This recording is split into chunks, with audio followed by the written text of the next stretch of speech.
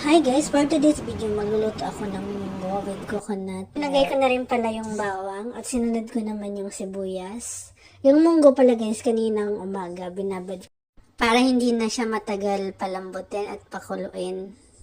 Maglalagay na rin pala ako dyan ng asin at magic sarap. Maglalagay na rin pala ako ng paminta. At ayan na guys, palambutin na natin siya ng ilang minuto lang, siguro mga 5 minutes lang. At ayan na nga guys, sobrang lambot niya na. Naglagay na rin ako ng chicken cubes at saka linagay ko na rin yung gata na kukumama, hey mama. Na-try niyo na ba guys na magluto ng munggo na may gata?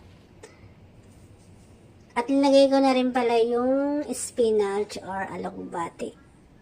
Ayan na guys. Try niyong lutuin to guys, yung munggo na may gata, masarap siya.